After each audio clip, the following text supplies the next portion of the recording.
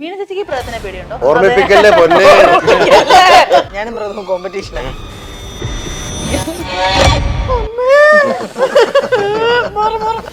നല്ല ഭംഗിയുള്ള ക്ലോസ് വരല്ലേ? എന്റെ മുടി കൂടി ശരിയാക്കാനുണ്ട്. പ്രേതൊക്കെ വന്നിട്ട് മുടിയൊക്കെ ചെയ്ത് തന്നിട്ട് പോയി. അങ്ങനെ പേടിക്കുന്ന ഞാൻ കുട്ടികളുടെ ഉടുപ്പൊക്കെ ഇട്ടാലും ഒരു വലിയ ആളാ. കുഞ്ഞാണെന്ന് ഞാൻ പറഞ്ഞിരിക്കാൻ തോന്നുന്നു. അത് നേരെ കുഞ്ഞു പിള്ളേരൊക്കെ ചോദിക്കുന്ന ഷൂച്ച് വെച്ചോ എന്നൊക്കെ. അങ്ങനെ ചോദിച്ചില്ലായിരുന്നു. എന്താണ് ഇൻസ്പെക്ഷൻ ബംഗ്ലാവ്? നമ്മളെ ശരിക്കും പേടിപ്പിക്കോ? ഇൻസ്പെക്ഷൻ ബംഗ്ലാവിനെ കുറിച്ചൊന്നും ചോദിക്കല്ലേ. ശബരിയുടെ അമ്മയായിട്ടൊക്കെ വന്നു കഴിഞ്ഞാൽ ശരിയാവൂല. ചിരിച്ച് ഉപ്പാണ് കഴിഞ്ഞാൽ ലാലേട്ടന്റെ അമ്മയുടെ അമ്മയായിട്ടാണെങ്കിൽ അഭിനയിക്കാൻ ഞാൻ റെഡിയാക്കി. ഞാൻ ക്യാരക്ടർ റോൾ ആർട്ടിസ്റ്റ് അല്ലേ. എനിക്കിപ്പോ മുത്തശ്ശിയായിട്ട് അഭിനയിക്കുകയാണെങ്കിൽ ഞാൻ റെഡിയാ. Make every wedding unforgettable. Joya Lucas, world's favorite jeweler. Smart phone പർച്ചേസിന് ഓക്സിജൻ നൽകുന്ന ഉറപ്പ്. ഏറ്റവും കുറഞ്ഞ വില, വമ്പിച്ച collections, best finance, cash back and exchange ഓഫറുകൾ. സ്മാർട്ട് ഫോണിന് only Oxygen. Oxygen, the smartphone expert. ഇന്ന് എന്റെ കൂടെ ഉള്ളത് ഇൻസ്പെക്ഷൻ ബംഗ്ലാവിന്റെ വിശേഷങ്ങളുമായി ക്രൂ ആണ്. വെൽക്കം. Thank you. എവിടുന്ന് തുടങ്ങണം? ഇവിടുന്ന് തുടങ്ങിക്കോ. ഇവിടുന്ന് തുടങ്ങാം. എനിക്ക് ഇത് ഇഷ്ടപ്പെട്ടെ. Centre of attraction. പറഞ്ഞു. എന്താണ് ഇൻസ്പെക്ഷൻ ബംഗ്ലാവ്? നമ്മളെ ശരിക്കും പേടിപ്പിക്കോ?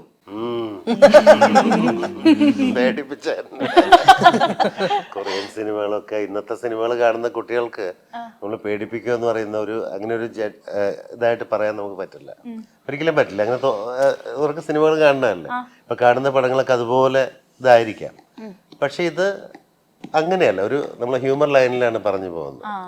ഇതിൽ ഞങ്ങളുടെ പേടി നിങ്ങളൊരു പക്ഷെ ഹ്യൂമറായിട്ട് എൻജോയ് ചെയ്യുന്ന രീതിയിലാണ്. അല്ലാതെ നമ്മൾ ഈ പോസ്റ്ററിലും ഇതൊക്കെ കാണുമ്പോൾ ഭയങ്കരമായിട്ട് പേടിപ്പിക്കുന്ന രീതിയിൽ എന്നൊക്കെ പറയുന്നത് അതിനകത്ത് ഞങ്ങൾ ഭയപ്പെടുന്ന ഒരു ബംഗ്ലാവിനകത്ത്, ബംഗ്ലാവ് എന്ന് വെച്ചാൽ പോലീസ് സ്റ്റേഷൻ, അതുമായി ബേസ് ചെയ്തിട്ടുള്ള സ്റ്റോറിയാണ്. അതിന്റെ ബാക്കി ഡീറ്റെയിൽ പറയാൻ പറ്റില്ല. ഇതിനെപ്പറ്റി പറഞ്ഞു തുടങ്ങിയ കഥയിലേക്ക് പോകും. അതുകൊണ്ട് ഇൻസ്പെക്ഷൻ ബംഗ്ലാവിനെ കുറിച്ചൊന്നും ചോദിക്കല്ലേ. അങ്ങനെ എന്തെങ്കിലുമൊക്കെ സംസാരിച്ചിരിക്കാം. വീണ ചേച്ചി, ഈ ഒരു ലോഗോ ചേച്ചിയുടെ പ്രൊഡക്ഷനിൽ ഫസ്റ്റ് ആണ്. അപ്പൊ ഈ ലോഗോയുടെ പിന്നിലുള്ള കഥ എന്താ? അതെന്റെ അച്ഛനും അമ്മയാണ്. അച്ഛനും അമ്മയും മരിച്ചിട്ട് ഇപ്പൊ ഒരു 10 വർഷത്തോളായി. അച്ഛന് നേരത്തെ അച്ഛൻ്റെ ഫസ്റ്റ് പ്രൊഡക്ഷനിലാണ് ഞാൻ ആദ്യമായിട്ട് അഭിനയിക്കുന്നത്. ഞാൻ 7ാം ക്ലാസ്സിൽ പഠിക്കുമ്പോൾ ഒരു ടെലിഫിലിമിലാണ് ഞാൻ ഫസ്റ്റ് ശരിക്കും പറഞ്ഞാൽ അഭിനയിക്കുന്നത്. അത് അച്ഛൻ പ്രൊഡക്ഷൻ ചെയ്തതായിരുന്നു. അതിനുശേഷം അച്ഛൻ ഒരു ജീവൻ ടി വിക്ക് വേണ്ടിയിട്ട് ഞാൻ +1 പഠിക്കുന്ന 10ൽ പഠിക്കുന്ന സമയത്ത് ഒരു സീരിയൽ പ്രൊഡ്യൂസ് ചെയ്തിട്ടുണ്ട്. അപ്പോൾ അച്ഛന് ഇതുമായിട്ട് ഇഷ്ടവും ബന്ധമൊക്കെ ഉണ്ട്. പിന്നെ അച്ഛൻ അതിനകത്ത് നിന്നിട്ടില്ല. പിന്നെ ഞാൻ ഇൻഡസ്ട്രിയിൽ +2 വന്നു, അങ്ങനെ പോകുന്നു. അങ്ങനെ പ്രൊഡക്ഷൻ എന്ന് പറഞ്ഞൊരു ആഗ്രഹം വന്നപ്പോൾ ഏറ്റവും എനിക്ക് അതിന് അനുയോജ്യമായിട്ടുള്ള ഒരു ലോഗോ എന്ന് പറയാൻ എൻ്റെ അച്ഛൻ്റെ അമ്മയുടെയും തന്നെയാണ്. അവർക്ക് ഭയങ്കര ഇഷ്ടമായിരുന്നു ഞാൻ ഇൻഡസ്ട്രിയിൽ വരുന്നതും എല്ലാം. എനിക്കിഷ്ടത്തിലപ്പുറം അവർക്ക് ഇഷ്ടമായിരുന്നു. അപ്പോൾ അവരുടെ ഫോട്ടോ തന്നെയാണ് ഏറ്റവും ഉചിതം. എനിക്കും ഇപ്പോഴും നിങ്ങളിപ്പോൾ എന്നോട് ചോദിക്കുന്നില്ലേ, അത് തന്നെ വലിയ സംഭവമാണ്. ഞാനത് നേരത്തെ ഒരു ഇന്റർവ്യൂ ഞാൻ ആദ്യമായിട്ട് വീണയെ കാണുന്നത് അച്ഛനും അമ്മയുടെ കൂടെ. അന്ന് എനിക്കൊന്ന് ബമ്പർ ലോട്ടറി +2 പഠിക്കുമ്പോൾ +2 പഠിക്കുന്നത് ബമ്പർ എന്ന് പറഞ്ഞ എന്റെ ഏജ് അതല്ല കേട്ടോ. ഞാൻ 2006 രാജൻ പി ദേവ് അച്ഛനായിട്ട് അഭിനയിക്കുന്നു. ഞാൻ എൻ്റെ അനിയത്തിയായിട്ട്. അങ്ങനെയാണ് ആദ്യം കാണുന്നത്. അന്ന് അച്ഛനും അമ്മയാണ് വരുന്നത്, ഒരുമിച്ച് അവർ വരുന്നത്. അങ്ങനെ കാലശേഷം വീണ പ്രൊഡ്യൂസ് ചെയ്ത അതിനകത്ത് നമ്മൾ അഭിനയിക്കാനുള്ള ഭാഗ്യമുണ്ട്. ചേച്ചി, പ്രൊഡക്ഷൻ എന്നൊക്കെ പറയുമ്പോഴത്തേക്ക് വലിയ പാടാണ്. ഓർമ്മിപ്പിക്കല്ലേ പൊന്നെ. പ്രൊഡക്ഷൻ തന്നെ പറഞ്ഞു ഓർമ്മിപ്പിക്കല്ലേ. നല്ല പാടാ അഭിനയിക്കാൻ. ശരിക്കും പറഞ്ഞ പ്രൊഡക്ഷൻ ഒക്കെ വെച്ചേക്കും അഭിനയിക്കാൻ ഭയങ്കര ഈസിയാണ്. പ്രൊഡക്ഷൻ പാടൊന്നുമില്ല, പൈസ ശരിക്കും നന്നായിട്ടുണ്ടെങ്കിൽ. അല്ല, എത്ര പൈസ ഉണ്ടെങ്കിലും ഞാൻ പറയുന്നത് ഒരു പ്രൊഡ്യൂസർ എന്നുള്ള രീതിയിൽ എന്തൊക്കെ ഒരു ബുദ്ധിമുട്ടുകൾ ഉണ്ടാവുന്നു എന്ന് കറക്റ്റായിട്ട് എനിക്ക് സത്യം പറഞ്ഞാൽ ഞാൻ ഈ ഡയറക്ഷൻ സൈഡിലുള്ളവരുടെ ഒരു വെപ്രാളവും ഇതൊന്നും ഞാൻ അറിഞ്ഞിട്ടില്ല. ഞാൻ അന്ന് അഭിനയിച്ചു പോകുന്നതും അല്ല. ഇവർക്ക് എന്തുമാത്രം പ്രഷർ ഒരു ലൊക്കേഷനിൽ ഉണ്ട് എന്നുള്ളതും ബാക്കിയുള്ള ആൾക്കാർക്കും എല്ലാവരുടെയും പ്രശ്നങ്ങൾ കറക്റ്റായിട്ട് മനസ്സിലാക്കാൻ പറ്റും. അത് ആ തിരിച്ചറിവ് ലൊക്കേഷൻ വിട്ടു പോകുന്നതിന് മുമ്പ് വീണ എന്നോട് പറഞ്ഞു, ഇനി ഞാൻ ഒരു ലൊക്കേഷനിൽ പോയാലും ഞാൻ എല്ലാവരുടെയും അറിഞ്ഞ് അത് മനസ്സിലാക്കിയിട്ട് പ്രൊഡക്ഷന്റെ ഒക്കെ വിഷമം മനസ്സിലാക്കിയിട്ട് ഞാൻ പെരുമാറുന്നു പറഞ്ഞിട്ടാണ്. സത്യമായിട്ട് ഞാൻ തമാശയല്ല പറഞ്ഞത്, അതെനിക്ക് നന്നായിട്ട് മനസ്സിലായി. നമ്മള് ആർട്ടിസ്റ്റ് ആയിട്ട് നിൽക്കുമ്പോ നമ്മള് അത് അറിയില്ല, നമ്മൾ ചിന്തിക്കത്തു പോലും ഇല്ല. അതിലേക്ക് വന്നപ്പോ നല്ല വ്യക്തമായിട്ട് മനസ്സിലായി. എങ്ങനെ ഉണ്ടായിരുന്നു പ്രൊഡക്ഷൻ ടീം ശബരീഷ് ചേട്ടാ? സൂപ്പർ അല്ലായിരുന്നോ? പറ. തള്ളു തള്ളു ഞാൻ തള്ളില്ല, ഞാൻ ഉള്ളത് കാര്യം പറയും. പക്ഷെ വീണയെ നമുക്ക് നേരത്തെ പരിചയമുണ്ട്, അതുകൊണ്ട് സെറ്റിലേക്ക് വരേണ്ട കാര്യമില്ലായിരുന്നു. അതിനു മുമ്പ് തന്നെ നമുക്ക് ഏകദേശം ഊഹം കിട്ടി എന്തായിരിക്കും സെറ്റ് എന്നുള്ളത്. ആ വിചാരിച്ച പോലെ തന്നെയായിരുന്നു സെറ്റ്. ഫുൾ ഫണ്ണായിരുന്നു. അതിലെ ബോണസുകളായിരുന്നു ഇവരെല്ലാവരും.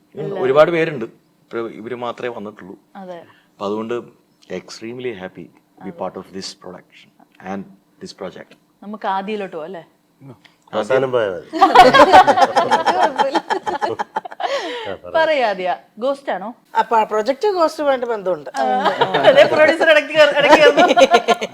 കൊറേ സസ്പെൻസ് ഉള്ള ഒരു ക്യാരക്ടർ. അതെ, എൻജോയ് ചെയ്തോ ഈ ഒരു ക്രൂ ആയിട്ട്? നല്ല രീതിയിൽ അത്യാവശ്യം. ആദ്യയുടെ ക്യാരക്ടർ ഒരു പാരനോമൽ ആക്ടിവിറ്റി അതൊക്കെ റിസർച്ച് ചെയ്യുന്ന ഒരു കുട്ടിയായിട്ടാണ് ചെയ്തിരിക്കുന്നത്. ക്യാരക്ടറിന്റെ പേര് മൈഥിലി എന്നാണ്. അത്യാവശ്യം നല്ല ബോൾഡ് ആയിട്ട്, എന്താ പറയാ, മോഡേൺ ആയിട്ടുള്ള ഒരു ഗേൾ ആണ്. ഒരു പ്രശ്നത്തിലിരിക്കുന്ന ഒരു പോലീസ് സ്റ്റേഷനിലേക്ക് ഓൾറെഡി പ്രോബ്ലം ആയിട്ട് ഇരിക്കുന്നവരടുത്ത് പോയി ഞാൻ ഇവർക്ക് ഒന്നും കൂടെ ഒരു തലവേദന ആയിക്കൊണ്ടിരിക്കുക, ഒരു കോംപ്ലിക്കേഷൻ ഉണ്ടാക്കുന്ന ഒരു ക്യാരക്ടറാണ്. അപ്പം ഭയങ്കര രസകരമായിട്ട് വർക്കായിട്ടുള്ള ഒരു ക്യാരക്ടറാണ്. ശബരീഷ് പറഞ്ഞ മാതിരി ഈ ഇരിക്കുന്നവർ മാത്രമല്ല, ഇതിനകത്ത് വലിയൊരു കാസ്റ്റ് ഉണ്ട്. നമുക്ക് തോന്നുന്നു പറയുന്ന നമ്മുടെ മലയാളം സീരീസുകളിൽ, വലിയ ബിഗ് ബഡ്ജറ്റ് സീരീസുകളിൽ പോലും ഇത്രയും കാസ്റ്റിംഗ് ഉള്ള സീരീസ് വളരെ കുറവാണ്. അപ്പം ഇവര് ശബരീഷ്, ഷാജു ഏട്ടൻ, ആദ്യ, പിന്നെ ജയൻ ചേർത്തല, സെന്തില്, പിന്നെ ബാലാജി, ശ്രീജിത്ത് രവി, മനോഹരി അമ്മ, അങ്ങനെ വലിയൊരു എന്റെ മോൻ കുഞ്ഞുണ്ട്, വീണയുടെ മോനുണ്ട്. അങ്ങനെ കുറെ ആർട്ടിസ്റ്റുകളുണ്ട്. ഇവരല്ലാതെ പിന്നെ ഡ്രാമയിൽ നിന്നും അല്ലാതെയൊക്കെ ഉള്ള ഇതിൽ വർഷങ്ങളായിട്ട് ചെയ്യാനൊക്കെ ആഗ്രഹിക്കുന്ന കുറച്ച് പേര് അല്ലാത്ത മുഖങ്ങളും ഉണ്ട്. അവരൊക്കെ ഭയങ്കര രസകരമായിട്ടുള്ള വേഷങ്ങൾ ചെയ്തിട്ടുണ്ട്. അപ്പം നമ്മളൊക്കെ പ്രതീക്ഷിക്കാത്ത ഔട്ട് ചില സീനിലൊക്കെ നമ്മൾ ഈ ആർട്ടിസ്റ്റിനെ ഇവരുടെ കൂടെ കോമ്പിനേഷൻ നിൽക്കേണ്ടത് ശബരീഷിന്റെ ഷാജുവേട്ടനെ കൂടെയാണ്. അപ്പൊ നമുക്ക് അവിടെ കാസ്റ്റ് ചെയ്തിരിക്കുന്ന ആൾക്കാർ അവിടെ വരുമ്പോ ഇവരുടെ ടൈമിങ്ങിനെ ബാധിക്കുമോ എന്നൊക്കെ പറയുന്ന ഒരു ടെൻഷൻ ഒക്കെ ഉണ്ടായിരുന്നു. പക്ഷെ അവരൊക്കെ ഭയങ്കര രസമായിട്ടാണ് ചെയ്തിരിക്കുന്നത്. എല്ലാവരും ആ ചേച്ചിമാര് ചേച്ചി മറ്റേ അതിലൊരു കമന്റ് ഞാൻ കണ്ടു ടീച്ചറിൽ, അയ്യോ അത് ഞാനല്ലേ പരാതിയായിട്ട്. അതെ അതെ അതെ, അവര് റീൽസ് ഒക്കെ ചെയ്യുന്ന അവരായിരുന്നു. ഫുക്രുണ്ട് ഇതിനകത്ത്. ഫുക്രു ഭയങ്കര ഒരുപാടൊന്നും ഇല്ലെങ്കിലും പക്ഷെ ഉള്ള സീൻ ഭയങ്കര രസകരമാണ്. ഫുക്രുവിന്റെ എല്ലാവരും ഭയങ്കര രസകരമായിട്ട് വന്നിട്ടുള്ള ഒരു സീരീസ് ആണ്. ഇത് എത്ര എപ്പിസോഡായിട്ടാ? 7 എപ്പിസോഡാണ്. 7 എപ്പിസോഡ് മിനി സീരീസ് ആണ്. നമ്മളിപ്പം ചില സീരീസ് കാണാൻ 40-50 മിനിറ്റ് ഉണ്ടാവും. ഇത് അങ്ങനെ ഇല്ല, അരമണിക്കൂർ ഡ്യൂറേഷനിൽ വരുന്ന ഒന്നിച്ച് ഔട്ട് വരുന്നതാണോ? നോർമൽ വെബ് സീരീസ് പോലെ തന്നെ 7 എപ്പിസോഡായിട്ട് വരുന്ന ഒരു 5 എപ്പിസോഡല്ലേ?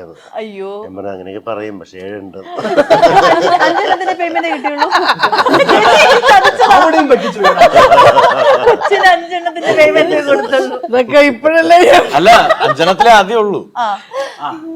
അങ്ങനെ അപ്പൊ കറക്റ്റ്. അപ്പൊ എപ്പിസോഡ് അല്ല, എനിക്ക് വേണേ ഇവളെ ഈ C5 എന്ന് പറഞ്ഞ പഞ്ചായിരിക്കും. എനിക്ക് ഏറ്റവും കൂടുതൽ ഇവരുടെ കൂടെ ആയിരുന്നു ഇവന്മാരുടെ കൂടെ ഇവരുടെ കൂടെ ഞാൻ വിചാരിച്ചു ഷാജുചേട്ടൻ അങ്ങനെ എന്നെ പറഞ്ഞാൽ യാതൊരു കുഴപ്പമില്ല.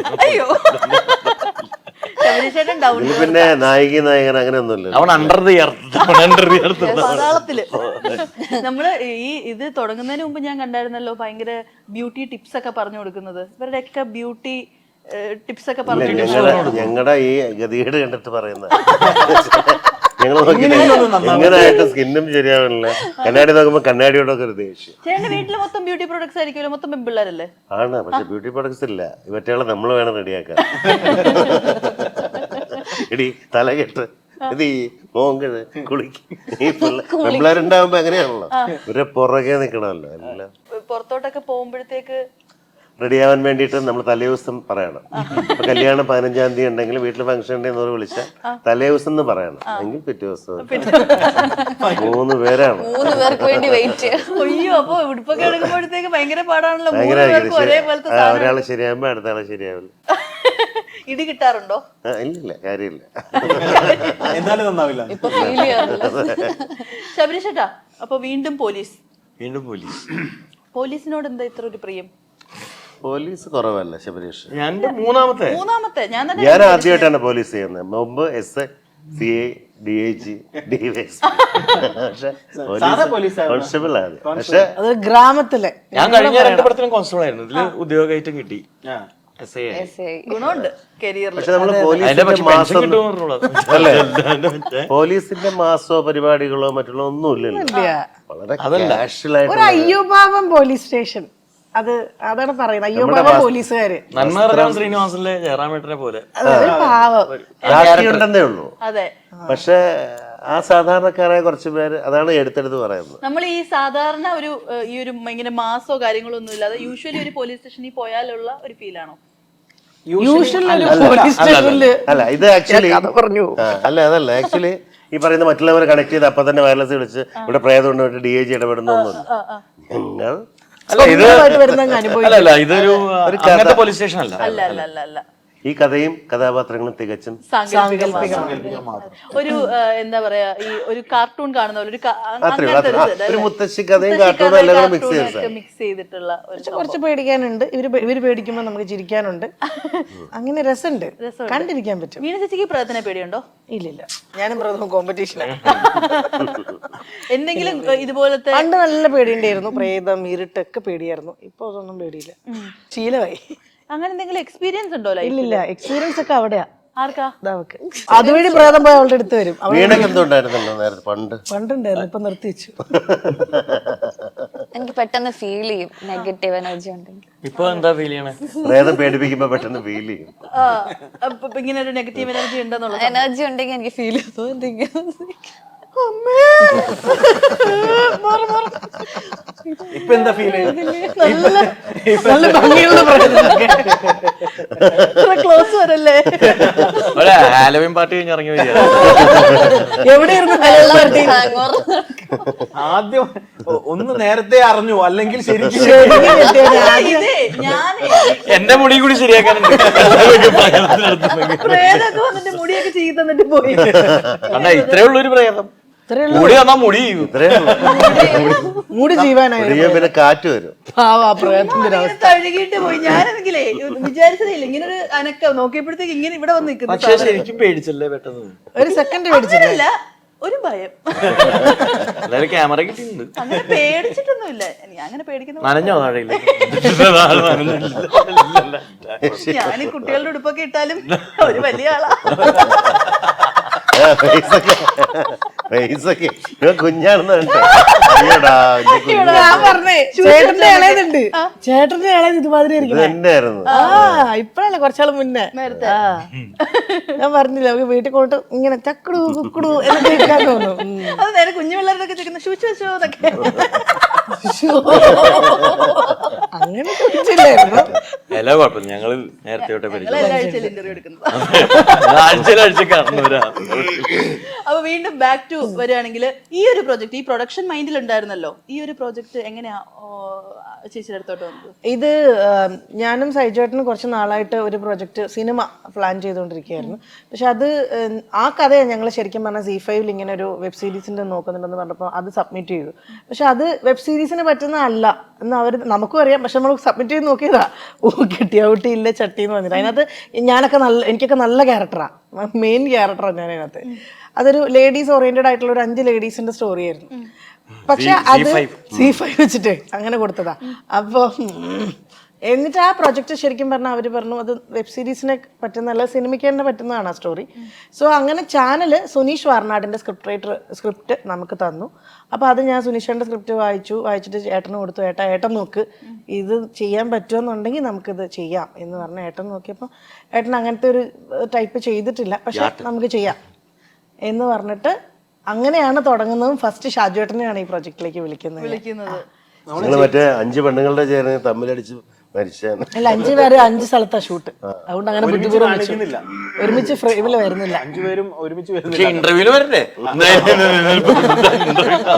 സുനീഷ് ഹ്യൂമർ ഭയങ്കര ഹ്യൂമർ സെൻസ് ഉള്ള ഒരാളാണ്. സുനീഷ് ബഡായി ബംഗ്ലാവ് മിമിക്രി ആർട്ടിസ്റ്റ് ആണ്. ബഡായി ബംഗ്ലാവിന്റെ ഒക്കെ കുറെ ഷോസിന്റെ സ്ക്രിപ്റ്റ് എഴുതിയിട്ടുള്ള ആളാണ്. ഇപ്പോഴും ഒരു ലൈവ് സ്റ്റേജിൽ കയറി 1 മണിക്കൂർ ആൾക്കാരെ ഒറ്റയ്ക്ക് നിന്ന് എന്റർടൈൻ ചെയ്യുന്ന ഒരാളാണ്. മനുഷ്യ ചെയ്യുന്ന ആളാണ്. അപ്പം പുള്ളിക്കൊരു ഹ്യൂമർ സെൻസ് ഉണ്ട്. അപ്പം ഈ സ്ക്രിപ്റ്റ് പുള്ളി ആ ഒരു കാഴ്ചപ്പാടിലാണ് എഴുതിയിരിക്കുന്നത്. പിന്നെ പുള്ളി സ്ക്രിപ്റ്റ് ചെയ്യുമ്പോൾ തന്നെ ഈ ഒരു സാഹചര്യം മനസ്സിലാക്കിക്കൊണ്ടാണ് പുള്ളി അത് എഴുതിയിരിക്കുന്നത്. കാരണം നമുക്കിതൊരു സിയുടെ ആദ്യത്തെ ഒരു പരീക്ഷണമാണ്. അപ്പോൾ വലിയൊരു ബഡ്ജറ്റ് നമുക്കിതിന് തരാൻ പറ്റില്ല. ഒരു പരീക്ഷണമായിട്ട് അവരിത് ട്രൈ ചെയ്യുമ്പോൾ ആ സാഹചര്യങ്ങളുമായിട്ട് പൊരുത്തപ്പെട്ട് നിന്നിട്ട് ഷൂട്ട് ചെയ്ത് തീർക്കണം. അപ്പം എനിക്ക് ഷൂട്ട് ചെയ്യുമ്പോൾ എന്തൊക്കെ ബുദ്ധിമുട്ട് കുറയ്ക്കാൻ പറ്റും എന്ന് ആലോചിച്ചിട്ട് തന്നെയാണ് പുള്ളി അതിന്റെ സ്ക്രിപ്റ്റ് എഴുതിയിരിക്കുന്നത്. അപ്പം അങ്ങനെയുള്ള ഒരു പരിപാടിയുണ്ട് അതിനകത്ത്. അപ്പം അത് തന്നെയായിരുന്നു എല്ലാവരെയും ഇതിനകത്തേക്ക് അടുപ്പിച്ച ഘടകം എന്ന് പറയുന്നത്. ഇപ്പം ശബരീഷ് ആണെങ്കിലും പിന്നെ എനിക്ക് തോന്നുന്നു സ്ക്രിപ്റ്റ് കേൾക്കാതെ ഓക്കെ ഞാൻ വരാടി എന്ന് പറഞ്ഞത് ഷാജുവേട്ടനാണ് ആദ്യം തന്നെ. ഞാൻ എന്റെ വീണ പ്രോജക്റ്റ് ചെയ്യുന്നു എന്ന് പറഞ്ഞപ്പോൾ വരാമെന്ന് ആദ്യം പറഞ്ഞ ആളാണ് ഷാജുവേട്ടൻ. ഷാജുവേട്ടൻ പിന്നെയാണ് സ്ക്രിപ്റ്റ് ഒക്കെ കാണുന്നത്. പിന്നെ ആദ്യമാണെങ്കിലും ഒക്കെ ആ സ്ക്രിപ്റ്റ് വായിച്ച് ഞങ്ങൾക്ക് അധികം ഒന്നും എക്സ്പ്ലെയിൻ ചെയ്യുമോ അതിനെക്കുറിച്ച് ഡീറ്റെയിൽ ചെയ്യേണ്ടി ഒന്നും വന്നിട്ടില്ല. സ്ക്രിപ്റ്റ് വായിച്ചപ്പോൾ ക്യാരക്ടർ അവർക്ക് ഇഷ്ടപ്പെട്ടു, അവർക്ക് പെർഫോം ചെയ്യാനുണ്ട് എന്ന് മനസ്സിലായി അതിനകത്തേക്ക് ഇന്നായതാണ് ഇവരെല്ലാവരും. ശബരീഷന്റെ കാസ്റ്റിംഗ് എങ്ങനെയായിരുന്നു? ശബരീഷിന്റെ കാസ്റ്റിംഗ് ശബരിക്ക് മുന്നേ വേറൊരാളായിരുന്നു. പിന്നെ മറ്റു ചില കാരണങ്ങൾ കൊണ്ട് അത് ഡ്രോപ്പായി. ചാനലും കുറച്ചും കൂടെ വേറെ 1-2 ഓപ്ഷൻസ് നോക്കാൻ പറഞ്ഞു. അപ്പൊ ശബരിയുടെ പേര് ഞാൻ ചാനലിലേക്ക് പറഞ്ഞപ്പോൾ അവർക്ക് പറഞ്ഞപ്പോഴേ ഇഷ്ടപ്പെട്ടു. അവർ കുറച്ച് ഓപ്ഷൻസും നമുക്ക് തന്നിരുന്നു. പക്ഷെ എനിക്കും ശബരിയെ അറിയാം എന്നൊരു പ്രധാന കാരണമാണ്. നമ്മുടെ കൂടെ അത് ഇത്രയും ഒരു ചെറിയ സമയങ്ങൾ കൊണ്ട് തീർക്കേണ്ടതായതുകൊണ്ട് തന്നെ നമ്മുടെ കൂടെ നിൽക്കുന്ന ഒരു ആർട്ടിസ്റ്റ് കൂടെ ആയിരിക്കണം. അപ്പൊ അങ്ങനെയാണ് സൈജേട്ടനും ഞാനിവിടെ സാഹസം സിനിമയുടെ ലൊക്കേഷനിലാണ് ചെന്ന് കാണാൻ പോകുന്നത്, സംസാരിക്കുന്നത്. അപ്പൊ സ്ക്രിപ്റ്റ് അയക്കാൻ പറയുന്നു. സ്ക്രിപ്റ്റ് അയച്ചു കഴിഞ്ഞ് പിന്നെ സംസാരിക്കാനൊന്നും വന്നിട്ടില്ല. ഡീറ്റെയിൽ ചെയ്യുന്ന ക്യാരക്ടറിന് പെട്ടെന്ന് തന്നെ കണക്ട് ആയി. ശബരീഷിനാണെങ്കിലും ഈ പറഞ്ഞ മാതിരി ആദ്യത്തെ ദിവസം വരുമ്പോ നമുക്കൊരു ക്യാരക്ടറിലേക്ക് കയറാനുള്ള സമയമൊന്നും ഇല്ല. വളരെ പെട്ടെന്ന് ഷൂട്ട് തീർക്കണ്ട. വളരെ 15 ദിവസം കൊണ്ട് മൊത്തത്തിൽ ഷൂട്ട് തീർന്നു. അപ്പം അതിനകത്ത് നമുക്ക് ആദ്യത്തെ ദിവസം തന്നെ ഒന്നാമത്തെ എപ്പിസോഡിലെ 2ാമത്തെ 3ാമത്തെ സീനും പിന്നെ 7ാമത്തെ എപ്പിസോഡിൽ 2ാമത്തെ സീനും ഒക്കെ എടുക്കേണ്ട അവസ്ഥയുണ്ട്. അപ്പം ഒരു ക്യാരക്ടർ പെട്ടെന്ന് ക്യാച്ച് ആയില്ലെങ്കിൽ ഒരു ആർട്ടിസ്റ്റിന് അത് കണക്ട് ചെയ്ത് കൊണ്ടുപോകാൻ ഭയങ്കര ബുദ്ധിമുട്ടാണ്. ഇപ്പം ഷാജുവേട്ടനും ശബരിയുമാണ് എല്ലാ സീനിലും ഉള്ള ആൾക്കാർ. ഇവര് രണ്ടുപേരും ആ ക്യാരക്ടറിനെ തുടക്കത്തിൽ പിടിച്ചതിന് ശേഷം അവസാനം തീരുന്നവരെ എനിക്ക് ഒരു ഇതായിട്ട് തോന്നിയിട്ടില്ല. എനിക്ക് സീൻ എക്സ്പ്ലെയിൻ ചെയ്യേണ്ട ആവശ്യം മാത്രമേ വന്നിട്ടുള്ളൂ. അവർ ആ ക്യാരക്ടറായിട്ട് എപ്പോഴും നല്ല രസമായിട്ട് പെർഫോം ചെയ്തുകൊണ്ട് അത്തരം ബുദ്ധിമുട്ടുകൾ എന്നെ സംബന്ധിച്ചില്ലായിരുന്നു ഇതിനകത്ത്. മനസ്സിലായി. ഈ വീണ ചേച്ചി ഇവരൊക്കെ പറയുമ്പോഴത്തേക്ക് ചേച്ചി ഒരു പ്രോജക്റ്റ് പറഞ്ഞപ്പോൾ തന്നെ എല്ലാവരും ഇങ്ങനെ ഇപ്പൊ ഷാച്ചേട്ടനായാലും എല്ലാവരും വരുന്നു എന്ന് പറയുന്നു. ചേച്ചിയുടെ എനിക്ക് തോന്നുന്നു ഒരു ഫ്രണ്ട്ഷിപ്പിന്റെ ക്വാളിറ്റിയും കൂടെ ആയിരിക്കും. ചേച്ചി എല്ലാവരുടെ ഒരു ഫ്രണ്ട്ഷിപ്പ്, ഒരു ബോണ്ട് എപ്പോഴും നിലനിർത്തുന്ന കൂട്ടത്തിലാണോ? ഇപ്പൊ ഇതിനകത്തുള്ള എല്ലാവരുടെ അടുത്തും എനിക്ക് തോന്നുന്നു ഇപ്പൊ ഷാജുവേട്ടനായിട്ട് 20 വർഷത്തെ സൗഹൃദം ഉണ്ട്. ശരിക്കും പറഞ്ഞാൽ സൈജുവേട്ടനായിട്ട് ഷാജുവേട്ടനായിട്ടും ഏകദേശം 2006 മുതൽ 20 വർഷത്തെ സൗഹൃദം ഉണ്ട്. അതെ അപ്പൊ ഞങ്ങള് തമ്മില് ഒരു 5 വർഷത്തിന്റെ 50 വർഷമായി. 5 വർഷത്തെ സൗഹൃദം. 5 വർഷം പോരാ, 5 വർഷം പോരാ. 2016 കാര്യം എപ്പോഴും വിട്ടു. ഞങ്ങളൊരു ഷോയ്ക്ക് പോയി പെട്ടു. അങ്ങനെയാണ് ഭയങ്കര കമ്പനിയാവുന്നത് ദുബായില്. അപ്പൊ അതിനുശേഷം വെള്ളരിപ്പട്ടണ സിനിമ ചെയ്തൊരു 15 ദിവസം ഒരുമിച്ചുണ്ടായിരുന്നു. ഞങ്ങളായിട്ട് ഒരുമിച്ച്. അതുകൊണ്ടാണല്ലോ ഇതും 15. പിന്നെ ദേവുവിനെ എനിക്ക് 17-18 മുതൽ ദേവുവിനെ അറിയാം. ദേവു എന്ന് വെച്ചാൽ അവളെ വിളിക്കുന്ന പേര് ആദ്യം ദേവു എന്ന് വിളിക്കുക. പിന്നെ ഇതിനകത്ത് ഇപ്പം ബാലാജി ചേട്ടനാണെങ്കിൽ എന്റെ ഫസ്റ്റ് സീരിയലില് എന്റെ അമ്മാവൻ ആ ക്യാരക്ടർ ചെയ്തതാണ്. അതും 2006-2007 കാലഘട്ടത്തില്. ജയൻ ചേട്ടനും അതുപോലെ തന്നെ ആ സമയം മുതൽ ജയൻ ചേട്ടനെയും പരിചയം, സീരിയലിൽ നിന്നുള്ള കണക്ഷൻസ് അതൊക്കെ. പിന്നെ മനോഹരി അമ്മയും ലാസ്റ്റ് കൂടോത്രം എന്ന് പറഞ്ഞ ഒരു സിനിമയുടെ ലൊക്കേഷനിൽ വെച്ച് അമ്മയായിട്ട് ഞാൻ പരിചയപ്പെട്ടത്. അപ്പൊ അമ്മയായിട്ട് ഓൾറെഡി ഭയങ്കര കൂട്ടായിരുന്നു. അപ്പൊ ഇങ്ങനെ ഒരു ശരിക്കും പറഞ്ഞാൽ മഞ്ജു പിള്ളയായിരുന്നു, മഞ്ജു ചേച്ചിയായിരുന്നു ഇതിനകത്ത് മനോരമയുടെ ക്യാരക്ടർ ചെയ്യേണ്ടിയിരുന്നത്. അപ്പം മഞ്ചേച്ചിക്ക് ഡേറ്റ് പ്രശ്നം വന്നിട്ടാണ് മഞ്ചേച്ചി പെട്ടെന്ന് മാറിയിട്ട് നമ്മൾ മനോരമയിലേക്ക് പോയത്. ഇടയ്ക്ക് വെച്ചിട്ട് സൈജേട്ടൻ എന്നെ ആ ക്യാരക്ടർ ആക്കാൻ വേണ്ടി നോക്കി. സന്തോഷ അല്ല, ഞാൻ അതൊരു പ്രൊഡ്യൂസറുടെ സൈഡിൽ നിന്ന് ചിന്തിച്ചാണ്. ലാഭല്ലേ? പ്രൊഡ്യൂസർ പിന്നെ കഷ്ടപ്പെട്ടുകൊണ്ടിരിക്കുകയാണ്, ഫണ്ട് തീരാറായി, മറ്റേതാണ് കുറച്ച് ലാസ്റ്റ് പോർഷനിലേക്കാണ് നമ്മളത് ഷൂട്ട് ചെയ്യുന്നത്. ഇനിയിപ്പോൾ ഞാൻ പറഞ്ഞു ഇനിയിപ്പോൾ അതിനൊരു ദിവസം ഷൂട്ട് വയ്ക്കുമ്പോൾ ആ ഡേറ്റ് നോക്കണം, ബഡ്ജറ്റ് നോക്കണം, അവരുടെ സൗകര്യങ്ങൾ നോക്കണം. നീ ആകുമ്പോൾ ഒന്നും വേണ്ട, വല്ല പുണ്ടും നേരിയതുണ്ട് എടുത്ത് വാ നമുക്ക് എന്ന് ലാസ്റ്റ് മോനെ അങ്ങനെയാ അങ്ങോട്ട് തെക്കോടൊക്കെ നിന്ന് പറയേണ്ടി വരും.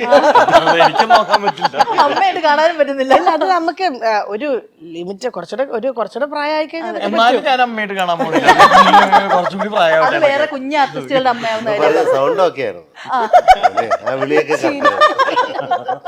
ചേച്ചി ഒന്ന് ട്രൈ ചെയ്ത് നോക്കുന്നോ? ഞാൻ ആക്ച്വലി ഇപ്പൊ ആത്മീയയുടെ അമ്മയായിട്ട് അഭിനയിച്ചു. ആത്മീയ ആർട്ടിസ്റ്റിന്റെ അമ്മയായിട്ട്. പക്ഷെ അത് 2 കാലഘട്ടം, അത് നല്ല ക്യാരക്ടറും അത്. പക്ഷെ അത് നമുക്ക് പിന്നെയും എനിക്ക് ഫസ്റ്റ് ഡേ ഒന്നും പറ്റുന്നുണ്ടായിരുന്നില്ല. ഈ പറഞ്ഞ പോലെ വലിയ പ്രശ്നമാണ്. എനിക്കും ആത്മീയക്കും പ്രശ്നമായിരുന്നു. കാരണം സെയിം ഏജാ, ഞാനും 1 വയസ്സൊന്നും വ്യത്യാസമില്ലു. പക്ഷെ അതുകൊണ്ട് തന്നെ എനിക്ക് പേഴ്സണലി അറിയാവുന്നതുകൊണ്ടും മോളെ എന്നൊക്കെ പറഞ്ഞിട്ട് എനിക്ക് ഭയങ്കര ബുദ്ധിമുട്ടായിരുന്നു. അല്ല, അതൊന്നും വിഷയമല്ല. പൊന്നമ്മച്ചി പിന്നെ സത്യസാറിന്റെ അമ്മയായിട്ട് പക്ഷെ ഞാൻ പറഞ്ഞിരുന്ന ആ ക്യാരക്ടർ എനിക്ക് ഒരു ദിവസം കഴിഞ്ഞപ്പോ ഞാൻ ആ ലൊക്കേഷൻ ആ ക്യാരക്ടറുമായിട്ട് സെറ്റായി. പക്ഷെ ശബരിയുടെ അമ്മയായിട്ടൊക്കെ വന്നു കഴിഞ്ഞാൽ ശരിയാവൂല. ചിരിച്ച് ഉപ്പാളായി ഞാൻ. ശബരി എന്നെ വിളിച്ചോട്ടോ, ഞാൻ ധ്യാൻ ശ്രീനിവാസിന്റെ അച്ഛനായി. ധ്യാൻ ശ്രീനിവാസിന്റെ അച്ഛനായി. അല്ല, ഞാൻ മുന്നേ പറഞ്ഞിട്ടുണ്ട് ലാലേട്ടന്റെ മമ്മൂക്കയുടെ അമ്മയായിട്ടാണെങ്കിൽ അഭിനയിക്കാൻ ഞാൻ റെഡിയാ. ക്യാരക്ടർ നല്ല ക്യാരക്ടർ ആണെങ്കിൽ അങ്ങനെ ഞാൻ ക്യാരക്ടർ റോൾ ആർട്ടിസ്റ്റ് അല്ലേ. എനിക്കിപ്പോ മുത്തശ്ശിയായിട്ട് അഭിനയിക്കുകയാണെങ്കിൽ ഞാൻ റെഡിയാ. എന്തൊക്കെയോ കോമഡികൾ അവിടെ നടക്കുന്നുണ്ട് അതിന്റെ ഇടയ്ക്ക്. ഇല്ല, ഞങ്ങള് പറയാ അങ്ങനെയൊന്നുമില്ല. നമ്മള് അഭിനയിക്കുന്നത്, നമ്മള് ചായം തേക്കുന്നത്, നമ്മൾ മാറ്റിയെടുക്കുന്നതല്ല ഒരു പരിധി വരെ. നമ്മള് കുട്ടേട്ടനൊക്കെ കണ്ടില്ലേ, എത്ര ഏജ് 90 വയസ്സ് 100 വയസ്സുള്ള ക്യാരക്ടേഴ്സ് ഒക്കെ പുള്ളി എന്ത് രസമായിട്ടാണ് ചെയ്യുന്നത്. അപ്പം അത് ഏജും മെയിനായിട്ട് ശബരി അറിയാവുന്നതുകൊണ്ടായിരുന്നു. അതായത് ശബരിയാണ് പ്രശ്നം. എല്ലാം ഓക്കെ, ഇവിടെ ഓപ്പോസിറ്റ് നിൽക്കുന്ന മകനായിട്ട് വരുന്നതാണ് പ്രശ്നം. ചേച്ചി ശരിക്കും അതുകൊണ്ടാണോ ചേച്ചി ചെയ്യാഞ്ഞത്? അല്ല, സത്യമായിട്ട് അത് നമ്മൾ തമാശയായിട്ട് ആ സമയത്ത് സമയത്ത് തമാശയായിട്ട് ചേട്ടൻ അതൊരു ആർട്ടിസ്റ്റിന് നമുക്ക് ആ ഡേറ്റിന് പെട്ടെന്ന് കിട്ടണ്ടേ. അപ്പം പിന്നെ ആരും കിട്ടിയില്ല നീ ചെയ്തോ എന്ന് പറയുന്ന രീതിയിൽ പറഞ്ഞതാ. അപ്പം അങ്ങനെയൊന്നും ഒരിക്കലും സീരിയസ് ആണ്. ഞാൻ ഇന്ത്യ വിട്ടേനെ തമാശയായിരുന്നു. സീരിയസ് ഇവിടെ ഇരിക്കുമല്ലായിരുന്നു, പിണങ്ങി പോയേനെ. മനോരമ തന്നെയാണ് നല്ല രസമായിട്ട് മനോരമ ചെയ്തിട്ടുണ്ട്. ശബരി ചേട്ടനാണെങ്കിൽ ഇതേപോലെ ഒരു 60-70 വയസ്സുള്ള റോളൊക്കെ വന്നു കഴിഞ്ഞാൽ എന്റെ അമ്മേ വന്നു കഴിഞ്ഞാൽ ഓക്കെ, അത്ര കോൺഫിഡൻസോടുകൂടി എന്നെ ആരെയും വിളിക്കുകയാണെങ്കിൽ നമ്മളാ ഇതൊക്കെ ഒന്ന് ഓഡീഷൻ ചെയ്ത് നോക്കും ഞാൻ, എനിക്കറിയാൻ വേണ്ടിട്ട്. 60-70 വയസ്സെന്ന് പറഞ്ഞാൽ കുറച്ച് കൂടിയില്ലേ? പിന്നെ എന്ന് പറഞ്ഞാൽ ബോഡി ലാംഗ്വേജ് പിടിക്കണ്ട. എനിക്കത് പെട്ടെന്ന് എന്ന് പറഞ്ഞാൽ ഇപ്പൊ സാധാരണ ഇപ്പൊ നമ്മൾ ചെയ്തോണ്ടിരിക്കുന്ന പടം പോലെ അങ്ങോട്ട് പോയി ജോയിൻ ചെയ്യാൻ പറ്റില്ല. അതൊന്നും ഇതിലെ ഏറ്റവും വലിയ പ്രശ്നം എന്ന് വെച്ചാൽ ഈ ഏജിലുള്ള ആൾ അങ്ങോട്ട് പോകുമ്പോ ആളുടെ ഒരു ബോഡിയുടെ സ്ട്രക്ചറും ബോഡിയുടെ ലാംഗ്വേജും ഭയങ്കര വ്യത്യാസമായിരിക്കും. അത് മാറ്റിയെടുക്കണം. അത് മാറ്റിയെടുക്കുമ്പോഴുള്ള പ്രശ്നം എന്ന് വെച്ചാല് പെട്ടെന്ന് ഡ്രാമ കയറും അതിനകത്ത് ആർട്ടിഫിഷ്യൽ ആയിട്ട് ചെയ്യുമ്പോൾ. ഇത് രണ്ടിനും ഇടയിലുള്ള ഒരു മീറ്റർ കിട്ടിയാൽ മാത്രമേ അത് സക്സസ് ആവുള്ളൂ. അത് ഭയങ്കര ചലഞ്ചിങ് ആയിട്ടുള്ള ഒരു പരിപാടിയാണ്. ഷാജാൻ അങ്ങനെ ഒരു വാവ് ഫീൽ കിട്ടിയ ആർട്ടിസ്റ്റ് ഇപ്പൊ എത്ര വർഷമായിട്ട് മലയാളം മൂവീസ് ചെയ്യുന്നതാ? അങ്ങനെ ഒരു അതായത് ഈ ക്യാരക്ടറിലോട്ട് മാറുമ്പോഴത്തേക്കേ ഭയങ്കരമായിട്ട് ഇത്ര ഏജ് ഒക്കെ ഉള്ളത് ചെയ്യുമ്പോഴോ അങ്ങനെയൊക്കെ വാവ് ഫീൽ തോന്നിയിട്ടുള്ള ആർട്ടിസ്റ്റുകൾ ആരൊക്കെ ആയിരിക്കും? ഒരുപാട് പേരുണ്ട്. ഒന്ന് തിലകൻ സാറേ, ആക്ച്വലി മിന്നാമയും നുറുങ്ങോട്ടത്തില് തിലകൻ സാറ്, വേണുചേട്ടൻ, മുരളി. എനിക്ക് ഏറ്റവും ഇഷ്ടമുള്ള ആക്ടർമാരിലെ ഒരു ലിസ്റ്റാണ് ഈ 3 പേർ.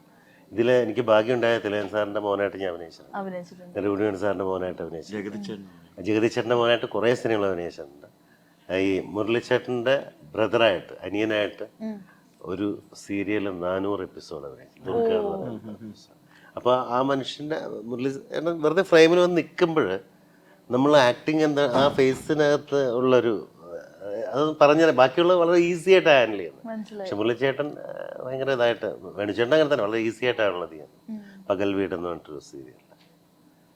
അപ്പൊ അന്നത്തെ കാലത്ത് അവരെല്ലാം സീരിയലിലുണ്ടായിരുന്നു. കുട്ടേട്ടൻ പിന്നെ കുട്ടേട്ടനൊക്കെയാണ് നമുക്ക് ഉള്ള ഏറ്റവും വലിയ മലയാള സിനിമ. സിദ്ദിഖൊക്കെ ചെയ്യും ഭയങ്കര രസമായിട്ട് ചെയ്യും ക്യാരക്ടർ ഏജന്റ് ഒക്കെ. സായി ചേട്ടൻ ലാലേട്ടന്റെ ഒക്കെ അച്ഛനായിട്ട് നമുക്ക് എന്ത് ഒരിക്കലും തോന്നില്ല. അതൊരു സായിച്ചേട്ടൻ ഒരു ഫ്രെയിമിൽ വന്നതാ. അതെ, വേറെ നമ്മൾ ശ്രദ്ധ എങ്ങോട്ടും പോകില്ല, പുള്ളി ഒറ്റയ്ക്ക്. മന്നാർമത്തായി സ്പീക്കിംഗ് എന്നുള്ള സിനിമയില് ഇന്നസെന്റ് ഏട്ടനും മുകേഷ് ഏട്ടനും സായി ചേട്ടനും കൂടെ ഒരു സീക്വൻസ് ഉണ്ട്. ഓടി വരുന്നു ഇവര് വരുന്നു, മറ്റേ അവർക്ക് കൊടുക്കാൻ വേണ്ടി നീ ഒരു നാടക നടി ഒരെണ്ണത്തിനെ കൊണ്ടുപോടാ എന്ന് പറയുന്ന സീക്വൻസ് ഡയലോഗ്സ് ഒക്കെ ഉണ്ട്. ആ ഏരിയയിൽ വളരെ കുറച്ച് ഡയലോഗുള്ളത് സായി ചേട്ടനാണ്, ബാക്കിയുള്ള ഇന്നസെന്റ് ഏട്ടനും മുകേഷ് ഏട്ടനൊക്കെയാണ്. പക്ഷെ ഡയലോഗ് ഇല്ലാത്ത ഏരിയകൾ റിയാക്ഷൻ കൊണ്ട് മാത്രം പിടിച്ചു നിൽക്കുന്നത് അത് ഭയങ്കര പാടാണ്. അതെ അതെ അതെ. ഈ ഒരു സംഭവം പറഞ്ഞപ്പോഴത്തേക്ക് മറ്റേ ഇഷ്ടം സിനിമയില്ലേ, അതിനകത്ത് ഈ ഇടയായിട്ട് അതിന്റെ ആ ഒരു വീഡിയോ ഭയങ്കരമായിട്ട് വൈറലാ. ആ പോലീസ് സ്റ്റേഷൻ സീനില്ലേ, കൽപ്പന ചേച്ചിയും ദിലീപേട്ടനും കൂടെ. അപ്പൊ അതിന്റെ ബാക്കില് ഇന്നസെന്റ് ഏട്ടനാണെങ്കിൽ നിന്നിട്ട് അവർക്ക് ഡയലോഗേ ഇല്ല, പക്ഷെ ഇതേപോലെ ഫുൾ എക്സ്പ്രഷനാണ്. നമ്മൾ അത് ഇവരുടെ ഡയലോഗ് ശ്രദ്ധിക്കത്തില്ല, അത് നോക്കി ഇങ്ങനെ അതെ. ശരിക്കും അങ്ങനെ കുറെ കഥകൾ നിങ്ങൾക്ക് തന്നെ കാണും അല്ലെ, ലൈവായിട്ട് ഇങ്ങനെ. എനിക്ക് ഈ സീരീസിനെ കുറിച്ച് പറയുകയാണെങ്കിൽ എനിക്കും അങ്ങനെ ചെറിയൊരു സാധനമുണ്ട്. ഞാനിപ്പോ നേരത്തെ ഷാജേട്ടനോട് പറഞ്ഞോളൂ, ഇതില് ഒരുപാട് ഞാൻ പറഞ്ഞില്ലേ, നമുക്ക് വളരെ ചുരുങ്ങിയ സമയത്തിന് എടുത്ത് തീർത്ത് പോവാണ്. ഇത് എങ്ങനെ ഹാൻഡിൽ ചെയ്യുമെന്നൊക്കെ അറിയാതെ നിൽക്കുന്ന സമയത്ത് ഷാജേട്ടന്റെ ക്യാരക്ടർ തുടക്കം തൊട്ട് ഷാജേട്ടൻ ഒരു മീറ്റർ ഇങ്ങനെ പിടിച്ചു പോയിട്ടുണ്ടായിരുന്നു. അപ്പൊ അത് ഭയങ്കര രസമായിട്ട് അതിങ്ങനെ പോകുന്നുണ്ട്. പക്ഷെ പിന്നീട് ഞാൻ അതിന്റെ ഗുണം ഞാൻ പലപ്പോഴും ഞാൻ എഡിറ്റിംഗ് ടേബിളിൽ ഇരുന്ന സമയത്ത് ഭയങ്കരമായിട്ട് ഫീൽ ചെയ്തിട്ടുണ്ട്. ചില സീന് നമ്മളെ എങ്ങനെ മുന്നോട്ട് കൊണ്ടുപോകുന്നു പെട്ടെന്ന് കൺഫ്യൂഷൻ വരുന്ന സമയത്ത് ആ റിയാക്ഷൻ, ചില റിയാക്ഷൻസ് നമ്മൾ അവിടെ ആളവിടെ ഉണ്ടാവുമ്പോൾ തന്നെ അയാൾ കൊടുക്കുന്ന മൈന്യൂട്ട് ആയിട്ടുള്ള ചില സാധനങ്ങളുണ്ട്. ചിലപ്പോൾ ഇതൊരു നോട്ടായിരിക്കും, ചില റിയാക്ഷൻസ് ആയിരിക്കും. അത് നമ്മളെ ഒരു ഡയറക്ടർ ഭയങ്കരമായിട്ട് സേവ് ചെയ്യും. അതൊരു എക്സ്പീരിയൻസ് ആയിട്ടുള്ള ആർട്ടിസ്റ്റിന്റെ കയ്യിൽ നിന്ന് മാത്രം വരുന്ന സാധനങ്ങളാണ്. അങ്ങനെയുള്ള ഗുണങ്ങൾ ഈ ലൊക്കേഷനിൽ എന്നെ സംബന്ധിച്ച് പറയാറുണ്ടാവും. അതിപ്പം എക്സ്പീരിയൻസിന്റെ ഗുണം തന്നെയാണ്. ഇപ്പോൾ ഷാജേട്ടനാണെങ്കിലും ശബരീഷ് ആണെങ്കിലും ഇവർ തമ്മിലുള്ളൊരു കെമിസ്ട്രി ഭയങ്കര രസമായിട്ട് വർക്ക് ആയതുകൊണ്ട് ഭയങ്കര രസമായിട്ട് വന്നിട്ടുണ്ട്. നമ്മുടെ സീരീസിനെ കുറിച്ച് പറയുമ്പോൾ എനിക്ക് പെട്ടെന്ന് അതാ ഓർമ്മ. അതെ. വീണ ചേച്ചിക്ക് അങ്ങനെ ഡയറക്റ്റ് എക്സ്പീരിയൻസ് ഉണ്ടോ, ഇങ്ങനെ കണ്ട് ഞെട്ടി നിന്ന ഈ സ്പോട്ടില് സീൻസ് ഒക്കെ ഇങ്ങനെ ചേഞ്ച് ചെയ്യുന്ന മൊത്തത്തിൽ നോക്കുകയാണെങ്കിൽ ആക്ടിങ്ങിൽ? ഞാൻ ആദ്യം ഹീറോയിനായിട്ട് അഭിനയിക്കുന്ന സീരിയല് സസ്നേഹം എന്ന് പറഞ്ഞിട്ടാണ്. അതിനകത്ത് സുകുമാരി അമ്മയുടെ കൊച്ചുമോളായിട്ട് അഭിനയിക്കുന്നത്. 2.5 വർഷം ഞാനും അമ്മയും മാത്രമാണ് ലീഡ് റോൾ. അതിനകത്ത് 2.5 വർഷം എൻ്റെ ആദ്യത്തെ സീരിയൽ ഞാൻ അമ്മയുടെ കൂടെ അഭിനയിക്കുക എന്ന് പറയുന്നത് തന്നെ എൻ്റെ ഏറ്റവും വലിയ ഭാഗ്യമാണ്. അതിനുശേഷം 2009 മുതൽ 2009 ഒരു 10 വർഷത്തോളം 2010 to 2020-21 വരെ ലളിതാമ്മയുടെ കൂടെയാണ്, ലളിതാമ്മയുടെ മോളായിട്ട് അഭിനയിച്ചത്. അപ്പോൾ എൻ്റെ ഏറ്റവും വലിയ ഭാഗ്യം ഇവർ രണ്ടുപേരുടെയും കൂടെ ഒരുപാട് കാലം ഞാൻ അഭിനയിച്ചു, അല്ലെങ്കിൽ എനിക്ക് അഭിനയിക്കാൻ അവരുടെ കൂടെ പറ്റി എന്നുള്ളതാണ്. മഞ്ജു ചേച്ചി, അപ്പം ഞാൻ എന്തെങ്കിലും കുറച്ചെങ്കിലും ഇപ്പം അഭിനയിക്കുന്നുണ്ടെങ്കിൽ ഇവരുടെയൊക്കെ കൂടെ അഭിനയിച്ചത് കൊണ്ട് മാത്രമാണ്, ഇവരെ കണ്ടിട്ടാണ് വന്നത്. ഒരു ആക്ടിംഗ് വർക്ക്ഷോപ്പിലും പോയാൽ കിട്ടാത്ത സംഭവം ഉറപ്പല്ലേ? വർക്ക്ഷോപ്പിൽ പൈസ കൊടുക്കണ്ട, ഇന്ന് കാരവണില്ല. അതാണ് ഏറ്റവും വലിയ എക്സ്പീരിയൻസ്. ഇല്ല, നമ്മൾ ഇരിക്കുന്ന ഇങ്ങനെ സംസാരിക്കും, ഇങ്ങനെ ഇരിക്കുന്നതിൽ തിലകൻ സാറ്, ജഗതി ചേട്ടൻ, ചേട്ടൻ, ഇവര് മാമുക്കോയ, ഇങ്ങനെ ഇരിക്കുന്ന അവർ ഓരോരുത്തരുടെയും തമാശ കഴിയാൻ മാത്രം നമുക്ക് മതി വരില്ല. എത്രയോ നാളുകൾ, എത്രയോ എക്സ്പീരിയൻസ്. അത് തന്നെയാണ് ഏറ്റവും അന്നത്തെ കാലത്ത്. ഇന്നും സൗഹൃദങ്ങൾ തന്നെയാണ് ഇന്ന് സിനിമകൾ. പുതിയ സിനിമകൾ കാലഘട്ടങ്ങൾ മാറുന്നുണ്ട്, പക്ഷെ അത് എക്സ്പീരിയൻസ് ഒരു വേറൊരു. ചേട്ടാ, ഈ ഇപ്പൊ നമുക്ക് തന്നെ ഇവരിട്ടൊന്ന് നേരിട്ട് കണ്ടിട്ടോ ഒന്നുമില്ല, ബട്ട് സ്റ്റിൽ ഇപ്പൊ എന്തേ ഇന്നും വന്നില്ല എന്നുള്ള പാട്ടൊക്കെ കേൾക്കുമ്പോൾ ഈ ഫ്രെയിം കാണുമ്പോഴത്തേക്ക് നമുക്കൊരു സങ്കടം വരും. അയ്യോ, ഇവരാരും ഇപ്പൊ ഇല്ലല്ലോ എന്ന് ഓർമ്മ വരും. ചില സിനിമകളിലെ ഒരു ഫ്രെയിമില് ആരും ഉണ്ടാവത്തില്ല. ഞാൻ ഇങ്ങനെ സലീമേട്ടൻ പറഞ്ഞതാ കേട്ടത്. ഈ ഫ്രെയിം കാണുമ്പോഴത്തേക്ക് സലീമേട്ടന് ഒരു വല്ലാതായി പോയി, കാരണം ഇവരാരും കൂടെ ഇല്ല എന്നുള്ള രീതിയിൽ. അപ്പൊ ഒരുമിച്ച് അഭിനയിച്ചിട്ടുണ്ട്, നിങ്ങൾക്ക് ഒരുപാട് എക്സ്പീരിയൻസുകൾ ഉണ്ട്. അപ്പൊ ഇത്തരം ഫ്രെയിംസ് ഒക്കെ കാണുമ്പോഴത്തേക്ക് എന്താ ഫീൽ ചെയ്യുന്നത്? വേർപാട് എപ്പോഴും ഭയങ്കര വിഷമമാണ്. അതൊന്നും തിരിച്ചു വരാത്ത അതാണ് നമ്മൾ ഈ പറയുന്ന പോലെ. സിനിമ അതിന് വലിയൊരു തടയാണ്. ആക്ച്വലി സിനിമയിലുള്ളവരെ ഇപ്പോഴും നമ്മൾ മരിച്ചായിട്ട് നമുക്ക് ഫീൽ ചെയ്യില്ല. നമ്മൾ അഭിനയിക്കുമ്പോൾ നമ്മൾ ഇപ്പോഴും അവരുണ്ടെന്ന് തോന്നും. അതാണ് ഈ ഒരു നടൻ്റെ ഏറ്റവും വലിയ മഹാഭാഗ്യം എന്ന് പറയുന്നത്. കാലങ്ങൾ കടന്നു പോകുമ്പോഴും നമ്മളെ വീട്ടുകാരായിക്കോട്ടെ, സുഹൃത്തുക്കളായിക്കോട്ടെ, കണ്ടുകൊണ്ടേ ഈ കലാഭവമണി എന്ന് പറയുന്നത് ഏറ്റവും വലിയ നമ്മുടെ നഷ്ടമാണ്. പക്ഷെ ഇപ്പോഴും നമുക്ക് തോന്നും ആ പാട്ട് കേൾക്കുമ്പോൾ അല്ലെങ്കിൽ ഇത് ചെയ്യുമ്പോൾ അദ്ദേഹം ഉണ്ട് എവിടെ ഉണ്ടെന്ന് തോന്നും. സിനിമയിൽ നമ്മൾ സൗഹൃദങ്ങളൊന്നുമില്ല. ഒരു സിനിമ കഴിയുമ്പോൾ ഞാനും ശബരീഷും അല്ലെങ്കിൽ നമ്മളെല്ലാവരും എല്ലാം കഴിഞ്ഞ് യാത്ര പറഞ്ഞ് നമ്മൾ ഹഗ് ചെയ്ത് നമ്മൾ പിരിഞ്ഞു കഴിഞ്ഞാൽ എല്ലാവരും എവിടെയോ ഉണ്ടെന്നുള്ളൊരു തോന്നലുണ്ട്. എൻ്റെ കൂടെ വർക്ക് ചെയ്തതാണ്, വീണ്ടും നമ്മൾ കണ്ടുമുട്ടാനുള്ള. ഇവരെ നമ്മൾ ഒരിക്കലും കണ്ടുമുട്ടില്ല, പക്ഷെ എന്നും നമ്മുടെ മനസ്സിൽ സ്ക്രീനിൽ വരുമ്പോൾ നമുക്ക് തോന്നും ഒരു ഉണ്ണീഷ് എല്ലാവരും ഉണ്ടെന്നുള്ളൊരു തോന്നൽ. അതിൽ നിന്നും ഇപ്പോഴും ശബരീഷൊക്കെ പുതിയ സിനിമകളിലെ എത്രയോ ഹിറ്റ് സിനിമകളുടെ ഭാഗമാണെങ്കിലും അവരും ശ്രദ്ധിക്കുന്നത് ആ പഴയ നടന്മാരുടെ രീതിയിലാണ്. നമ്മളതൊക്കെ കണ്ടില്ലേ പിന്നെ ചേച്ചി ഇപ്പൊ ഈ വിട്ടുപോയ ആളുകളുടെ കാര്യം പറയുമ്പോഴത്തേക്ക് പറയാതിരിക്കൊക്കത്തില്ല. ഞാൻ ചേച്ചീനെ ഇന്റർവ്യൂ എടുക്കാത്തത് കൊണ്ട് എനിക്ക് ഇപ്പോഴും അവസരം കിട്ടിയത്. ശ്രീവിദ്യാമ്മയുടെ ചെയ്തത് ഭയങ്കര രസമായിരുന്നു ആ റീൽസ്. ശരിക്കും ചേച്ചി കുറെ നാളുകൊണ്ട് വിചാരിച്ചിരുന്നതാണോ അത് റീക്രിയേറ്റ് ചെയ്യണം എന്നുള്ളത്? ഒന്നാമത്തെ ശ്രീവിദ്യാമ്മ എനിക്ക് ഭയങ്കര ഇഷ്ടമാണ്. ഞാൻ ശ്രീവിദ്യാമ്മ നേരിട്ട് കണ്ടിട്ട് പോലും ഇല്ല. ഞാൻ ഒരുപാട് വർഷങ്ങൾ ഞാൻ പറഞ്ഞില്ല, സസ്നേഹം ചെയ്തോണ്ടിരിക്കുന്ന സമയത്താണ് അമ്മ മരിക്കുന്നത്. അപ്പൊ എനിക്ക് അന്ന് ലൊക്കേഷനിലാണ്, അവിടുന്ന് സുമാരിയമ്മയൊക്കെ പോയിരുന്നു. എനിക്കന്ന് പോകാനും പറ്റിയില്ലായിരുന്നു. കാരണം ഞാൻ വന്ന ആർട്ടിസ്റ്റ് അല്ലേ, എനിക്ക് പെട്ടെന്ന് അങ്ങനെ പോകണമെന്നൊന്നും പറയാൻ പറ്റത്തില്ല. എനിക്ക് ഭയങ്കര ഇഷ്ടമുള്ള ഒരു ആക്ട്രസ്സാണ്. ഈ കഴിഞ്ഞ കുറച്ച് നാളിലായിട്ട് പലരും ഇങ്ങനെ പറഞ്ഞപ്പോൾ എന്തോ ഒരു സാധനം എവിടെയോ ഇങ്ങനെ ചായ കാച്ചൽ എന്ന് പറഞ്ഞിട്ട് ഷേപ്പോ അല്ലെങ്കിൽ അതുപോലെ ഉണ്ടെന്നോ ഒന്നുമല്ല, എന്തോ ഒരു സംഭവം ഉണ്ടെന്ന് പറഞ്ഞപ്പോൾ ആ പാട്ടും അതുപോലെ ആ ഡ്രസ്സും കളറും എല്ലാം കൂടെ ഒരേപോലെ വന്നപ്പോൾ അത് രസമായിട്ട് വന്നു. അത് അങ്ങനെ മാത്രം രസമായിട്ടേ ഉള്ളൂ. വീണ്ടും ഇനി ഒരു സാധനം കൂടെ ചെയ്യാൻ പറഞ്ഞാൽ ചീച്ചു പോകും. അതങ്ങനെ തന്നെ കൊള്ളാം, അതങ്ങനെ തന്നെ നിൽക്കട്ടെ. ഒരുപാട് ചിരിക്കുന്ന ഒരാളാണ്, എന്നെ ഭയങ്കര ഇഷ്ടമായിരുന്നു ചേച്ചി. അപ്പോൾ നമ്മൾ ഒരുപാട് ലൊക്കേഷനിലിരുന്ന് തമാശകൾ പറയും. അപ്പോൾ ഫ്രെയിമിൽ നിൽക്കുമ്പോൾ ഇതിനോട് എൻ്റെ മുഖത്ത് നോക്കണ്ടെന്ന് പറയുമെന്ന് പറയും എന്നോട്. എന്തെങ്കിലും പറയുമെന്നാണ്. അപ്പോൾ സാഷൻ ഷോട്ടൊക്കെ വരുമ്പോൾ നമ്മൾ എന്തെങ്കിലും പറയും. അപ്പോൾ ചിരിക്കും ചേച്ചി ഭയങ്കരമായിട്ട്. ഉച്ചയ്ക്ക് അവർക്ക് ഏറ്റവും നല്ലൊരു കുക്ക് ഉണ്ടായിരുന്നു, ഏറ്റവും ഭയങ്കര ടേസ്റ്റ് ആയിട്ടുള്ള ഫുഡ് ഉണ്ടാക്കുന്ന ഒരു വെജിറ്റേറിയൻ കുക്ക് ഉണ്ടായിരുന്നു അവർക്ക് ഏകദേശം അവസാന കാലഘട്ടം വരെ ഉണ്ടായിരുന്നു. അപ്പൊ ഇവർക്ക് ഭക്ഷണം കൊണ്ടുവരുമ്പോൾ എനിക്കും കൂടെ കൊണ്ടുവരും. അപ്പൊ അവര് അങ്ങനെ വിളമ്പുമായിരുന്നു. ഏറ്റവും ഭയങ്കര ഒരു നമുക്ക് അതൊക്കെ ഒരു വലിയ ഓർമ്മകളല്ല. ഒരുപാട് പേരുടെ ഒരു എഫേർട്ടാണ്. നമ്മള് ഇങ്ങനത്തെ ഒരു നമ്മൾ കുറച്ച് പേര് ഇരിക്കുമ്പോൾ ഇതിന് നമ്മളല്ലാതെ ഒരുപാട് പേരുടെ ഹാർഡ് വർക്ക് ഉണ്ട് ഇതിനകത്ത്. നമ്മൾ അവരെ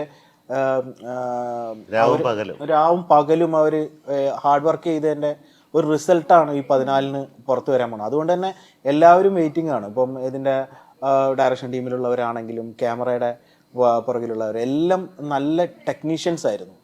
നമ്മൾ ആർട്ടിൽ കുറച്ച് പിള്ളേരൊക്കെ വർക്ക് ചെയ്തിരുന്നു. അവർക്കൊക്കെ നമ്മൾ ഷൂട്ട് തുടങ്ങി കുറച്ച് ദിവസം കഴിഞ്ഞപ്പോൾ അവർക്ക് വയ്യാതായി. കാരണം ഈ ഗോസ്റ്റ് വരുന്ന സീക്വൻസിലൊക്കെ നമുക്ക് സ്മോക്കും കാര്യങ്ങളും ഒക്കെ വേണമല്ലോ. അപ്പം നമുക്ക് ടൈം ഇല്ല, പെട്ടെന്ന് സാധനങ്ങൾ ചെയ്യണം എന്ന് പറയുന്ന സമയത്ത് നമുക്ക് ഡീസലോ അല്ലെങ്കിൽ അങ്ങനത്തെ സാധനങ്ങളൊക്കെ വെച്ചിട്ട് വേണം അത്തരം സീനുകൾ വർക്ക് ചെയ്യാനൊക്കെ. അപ്പൊ ഇവർ ഇത് ഇങ്ങനെ വലിച്ച് ഈ ശ്വാസം മുട്ടലും പല അസുഖങ്ങളൊക്കെ അവർക്ക് വന്നു. അപ്പൊ അങ്ങനെ നമ്മൾ പറയപ്പെടാത്ത കുറെ ആളുകൾ ഇതിന്റെ പുറകിലും കുറെ എഫേർട്ട് എടുത്തിട്ടുണ്ട്. അത് ഊണും ഉറക്കവും ഇല്ലാതെ വർക്ക് ചെയ്തിട്ടുണ്ട്. പിന്നെ ബെസ്റ്റ് ടെക്നീഷ്യൻസിന്റെ ഒരു സപ്പോർട്ട് ഉണ്ട് നമുക്ക്. ക്യാമറ ചെയ്തിരിക്കുന്നത് സുധിയാണ്, പിന്നെ എഡിറ്റ് ചെയ്തിരിക്കുന്ന ആഖില്, മ്യൂസിക് ചെയ്തിരിക്കുന്ന ഡെൻസൺ. ഇവരൊക്കെ അവരുടെയൊക്കെ എന്താ പറയാ വളരെ ചുരുങ്ങിയ സമയത്തിൽ ദ ബെസ്റ്റ് റിസൾട്ട് നമുക്ക് തന്നതുകൊണ്ടാണ് ഈ 14-ാം തീയതി നമുക്ക് നല്ലൊരു പരിപാടിയായിട്ട് കാണാൻ പോകുന്നത്. ഇപ്പം നമ്മൾ ലൊക്കേഷൻ ഉൾപ്പെടെയുള്ള കാര്യങ്ങൾ ഒക്കെ ഇതിന് ഭയങ്കര ഇമ്പോർട്ടൻ്റ് ആണ്. നമുക്ക് ലൊക്കേഷനിലേക്ക് നമ്മൾ എത്തുന്നത് നമ്മുടെ കൺട്രോളർ വിനോദ് എന്ന് പറയുന്ന ട്രിവാൻഡ്രത്തുള്ള വിനോദാണ് നമ്മളെ അങ്ങോട്ട് എത്തിക്കുന്നത്. അപ്പോൾ നമുക്ക് സ്ക്രിപ്റ്റ് വായിച്ചത് കൊണ്ടും ആ സ്ക്രിപ്റ്റ് മനസ്സിലാക്കി നമ്മൾ ഒപ്പം നിന്നതുകൊണ്ടാണ് നമ്മൾ ആഗ്രഹിച്ച പോലെ ഒരു ലൊക്കേഷനിലേക്ക് പുള്ളിക്ക് നമുക്ക് അതിനുവേണ്ടി കൂടുതൽ അലയേണ്ടിയൊന്നും വന്നിട്ടില്ല. അപ്പോൾ അങ്ങനെ അവിടേക്ക് എത്തിക്കാൻ പറ്റിയത്. അങ്ങനെ മേക്കപ്പ് നമ്മുടെ ജയൻ പൂങ്കുളായിരുന്നു മേക്കപ്പ്. എല്ലാ സിനിമയിലുള്ള നല്ല ടെക്നീഷ്യൻസ് ആണ് എല്ലാം വർക്ക് ചെയ്തിരിക്കുന്നത്. അതാണ് അവരുടെ ഒക്കെ ഒരു ഹാർഡ് വർക്കാണ് നമ്മൾ ഈ 14-ന് വളരെ നീറ്റ് ആയിട്ടുള്ള അല്ലെങ്കിൽ അതുപോലൊരു ബിൽഡിങ്ങിലല്ലല്ലോ നമ്മൾ ആക്ച്വലി ഇതൊരു മൊത്തം ഡസ്റ്റും കാര്യങ്ങളും ഇതെല്ലാം ഈ റെസ്റ്റ് ഇല്ലാതെ അതും കൂടെ സ്മോക്ക് ഉണ്ടാവും, കാറ്റുണ്ടാവും, ഇതൊരു ഹൊറർ ഫീലാണ്. എല്ലാം വേണ്ട. അപ്പൊ എന്തായാലും നമ്മുടെ സീരീസ് ഒരു അടിപൊളി സീരീസ് ആവട്ടെ. All the best. Thank you so much.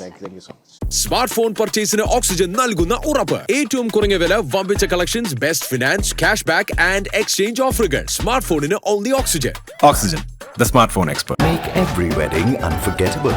Joya Lucas, world's favorite jeweler.